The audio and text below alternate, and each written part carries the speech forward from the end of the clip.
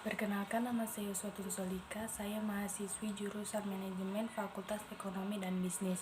Video ini saya buat untuk memenuhi nilai ujian akhir semester saya dengan mata kuliah Teori Pengambilan Keputusan. Saya di sini akan mempresentasikan tentang materi analisis jalur kritis.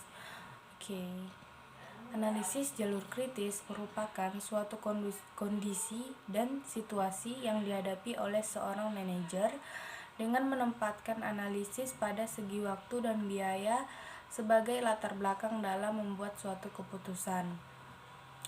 Analisis jalur kritis juga biasanya menggunakan metode CPM atau Critical Path Method. Mengapa demikian? Hal ini disebabkan karena metode CPM ini memiliki nilai representatif yang tinggi yang bisa saja digunakan di masa yang akan datang atau di masa depan. Selanjutnya ada konsep jalur kritis. Konsep jalur kritis ini ada 3. Yang pertama biaya termurah, kedua waktu tercepat, ketiga waktu terlama. Yang biaya termurah itu konsepnya begini. Semakin kecil biaya yang dikeluarkan maka semakin baik pula. Begitu juga sebaliknya, jika semakin besar biaya yang dikeluarkan maka semakin buruk. Nah, yang kedua, waktu tercepat. Konsepnya semakin cepat waktu yang dibutuhkan maka semakin kecil biaya yang dikeluarkan. Sedangkan konsep ketiga yaitu waktu terlama.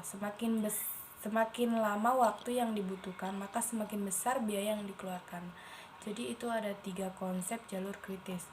Selanjutnya ada manfaat memahami jalur kritis. Yang pertama itu dapat membantu memperkuat perencanaan di masa yang akan datang terhadap pengalaman yang telah dihadapi di masa sebelumnya. Jadi kalau ada masalah yang sama yang terjadi di masa depan, yang sama dengan masa lalu, itu bisa diselesaikan dengan cara yang sama. Selanjutnya, bisa memperkirakan besarnya biaya yang akan dikeluarkan. Scheduling pekerjaan sedemikian rupa dan urutan yang praktis dan efisien. Yang keempat, mampu memprediksi periode pekerjaan dari awal serta waktu-waktu yang akan dilalui oleh setiap bagian tersebut. Kemudian ada beberapa solusi yang bisa diterapkan sehubungan dengan kasus yang terjadi pada jalur kritis. Ada 2 contoh sini, Yang pertama, untuk persoalan yang bersifat jangka pendek sebaiknya diselesaikan menggunakan pendekatan jangka pendek. Misalnya, jika pesanan barang dalam kapasitas di luar kemampuan pabrik, maka solusinya sebaiknya menerapkan konsep kerjasama dengan perusahaan rekanan atau perusahaan rekan untuk mengorder jumlah pesanan agar dikerjakan oleh perusahaan rekanan. Jadi jumlah pesanannya tetap dapat terjaga.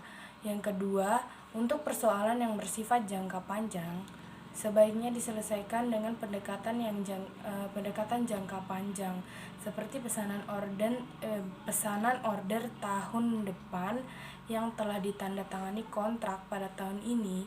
Maka solusinya adalah dengan membeli peralatan pabrik tambahan secara kredit jika dianggap perusahaan belum memiliki dana tunai, dengan harapan hasil keuangan yang akan diperoleh dari order pesanan tersebut akan dapat dibayar di kemudian harinya.